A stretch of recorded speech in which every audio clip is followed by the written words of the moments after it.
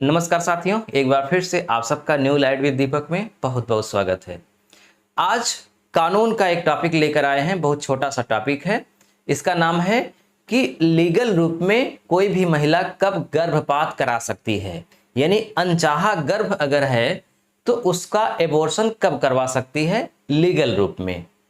तो ये हर महिला को, हर व्यक्ति को जानना चाहिए, क्योंकि अनजाने में बहुत समस्याएं उत्पन्न हो जाती हैं। तो वीडियो बहुत छोटा है, आप पूरा देखिएगा, स्किप मत करिएगा, पूरी बात आप समझ जाएंगे।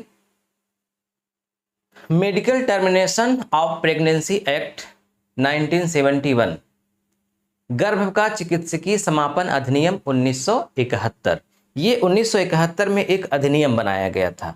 इसमें पूरा लिखा गया है कि कब गर्भपात कराया जा सकता है और कब नहीं कराया जा सकता, किन स्थितियों में कराया जा सकता है, क्या उसका कारण है।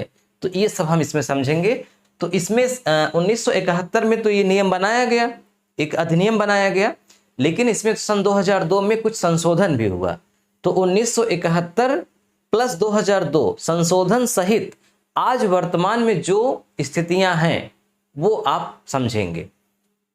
देखिए, पूरा गर्भकाल जो होता है, यानी कि जब बच्चा गर्भ में आता है तब से लेकर के जब वह पैदा होता है, औसतन रखा गया है 40 सप्ताह।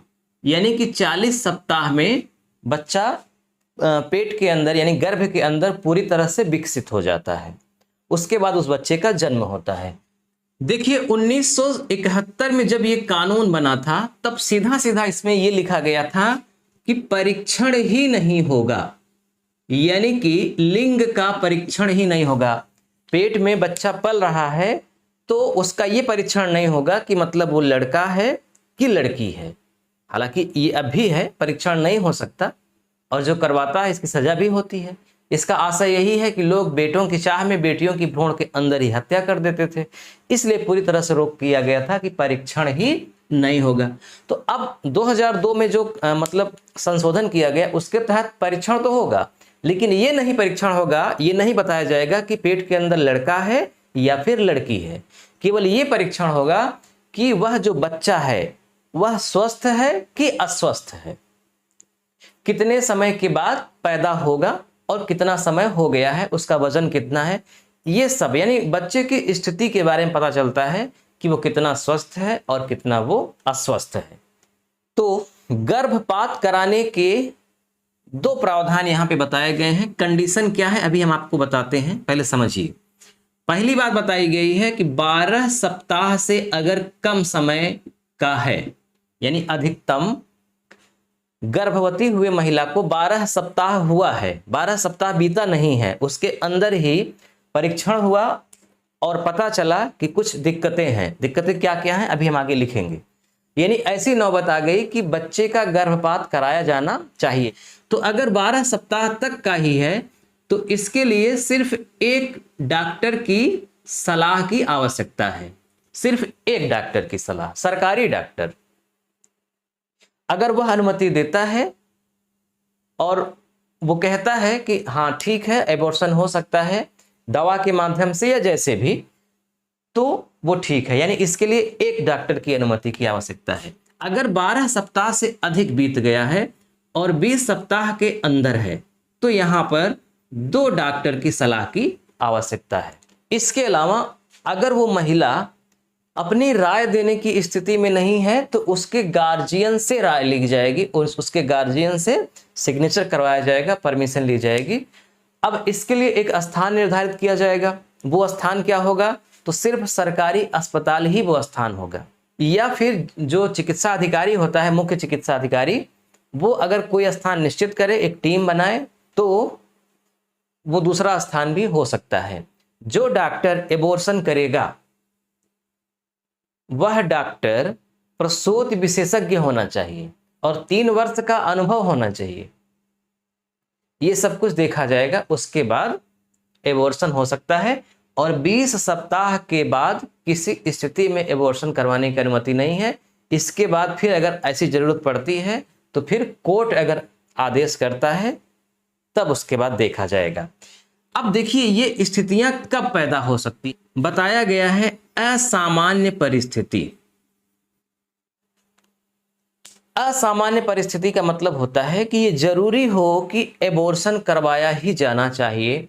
तो इसके लिए क्या हो, जब महिला का जान खतरे में हो, महिला का जीवन खतरे में हो, यानी कि वो जो गर्भ में बच्चा पल रहा है उसके कारण महिला की मृत्यु हो सकती है, तब इसे असामान्य परिस्थिति कहा जाएगा और तब ये नौबत आएगी।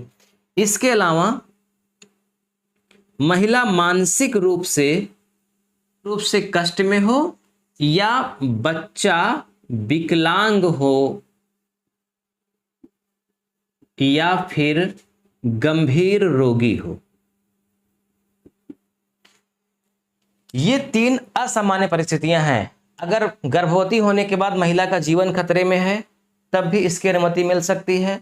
मानसिक रूप से कष्ट में हो, अब मानसिक रूप में कष्ट का मतलब क्या है, मानसिक रूप में कष्ट का मतलब ये है कि मान लीजिए उस महिला का बलात्कार हो गया है और बलात्कार के कारण वो महिला गर्भवती हो गई है, तो वो नहीं चाहती कि उसका बच्चा पैदा हो, तो प्रेग्नेंट के दौरान वो मानसिक कष्ट में तो है ही।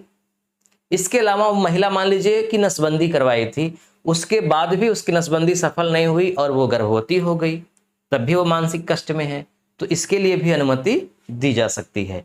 या फिर जब परीक्षण हुआ भ्रूण का, उसके बाद बच्चा विकलांग है और ऐसा इस तरह विकलांग है कि वो जीवन भर पैदा होने के बाद विकलांग ही रहेगा, या फिर गंभीर रोगी है, इतना रोगी है कि उसका जीवन ही व्यर्थ रहेगा, अंततः वो मर ही जाएगा, तो ऐसी परिस्थितियां अगर उत्पन्न होती हैं तब इसकी अनुमति मिल जाएगी। तो ये प्रावधान है 1971 के अधिनियम में। अब मैं आपको थोड़ा सा व्यवहारिक रूप में और समझा देता हूं, क्योंकि मुझे पता है कि इतने से ही पूरी बात समझ में आपके नहीं आई होगी। आपके मन में एक प्रश्न उठ रहा होगा कि मान लीजिए कि शादी की उम्र महिला की 18 वर्ष रखी गई है, तो अगर 18 वर्ष के पहले ही महिला कैसे भी मान लीजिए गर्भवती हो गई, तब वो क्या करेगी। तो देखिए, उसकी उम्र अगर 18 वर्ष से कम है और वह गर्भवती हो गई है तो वो परीक्षण तो करवाएगी कि बच्चा स्वस्थ है कि नहीं, और परीक्षण में अगर ये स्थितियां नहीं हैं तो भले उसकी शादी नहीं हुई है, उसको कानूनी रूप से बच्चे को गिरवाने के लिए यानी कि बच्चे का एबॉर्शन करवाने की अनुमति उसको नहीं मिलेगी। वो ये आधार बना ही नहीं सकती कि मैं बिना विवाह के गर्भवती हो गई हूं। ये परिस्थितियां बनेंगी तभी होगा, लेकिन इसके साथ एक कंडीशन और है। मान लीजिए महिला की उम्र 18 वर्ष से कम है, अविवाहित है या मान लीजिए विवाहित भी है और वह गर्भवती हो गई और ये स्थितियां पैदा हो गई, तो उस महिला की अनुमति जरूरी नहीं है उसके एबॉर्शन के लिए। अनुमति तो हो उसकी, लेकिन पूरी अनुमति उसी की नहीं मानी जाएगी, उसके गार्जियन को अनुमति देना पड़ेगा, क्योंकि वो महिला अभी नाबालिग मानी जाएगी ना। 18 वर्ष से कम उसको बालिग नहीं माना जाता, 18 वर्ष के बाद वयस्क माना जाता है। तो 18 वर्ष से पहले उसके परमिशन देने के लिए गार्जियन होने चाहिए, लेकिन 18 वर्ष से अधिक उम्र की महिला है तो उसको एबॉर्शन करवाने के लिए इन परिस्थितियों के बाद किसी गार्जियन की आवश्यकता नहीं है, किसी गार्जियन की स्वीकृति जरूरी नहीं है, वो खुद स्वीकृति दे सकती है। अगर मान लीजिए वो खुद स्वीकृति देने की स्थिति में नहीं है, बेहोश है या गंभीर रोग से ग्रसित है, बोल नहीं पा रही है, सुन नहीं पा रही है, कुछ एक्सप्रेस नहीं कर पा रही है, तो ऐसी स्थिति में उसके गार्जियन की अनुमति ली जाएगी, अन्यथा नहीं। अब 18 वर्ष के पहले, विवाहित होने के पहले गर्भवती होने पर उसको गर्भपात कराने की अनुमति नहीं मिलेगी, लेकिन हाँ अगर ये प्रूफ हो जाए कि उसका रेप हुआ है, बलात्कार हुआ है, तब उसको एबॉर्शन करवाने की अनुमति मिल सकती है। अगर बलात्कार प्रूफ नहीं हुआ तब उसको अनुमति नहीं मिलेगी, तब उसको अनुमति तभी मिलेगी जब इन तीनों में कोई एक रीजन हो तब।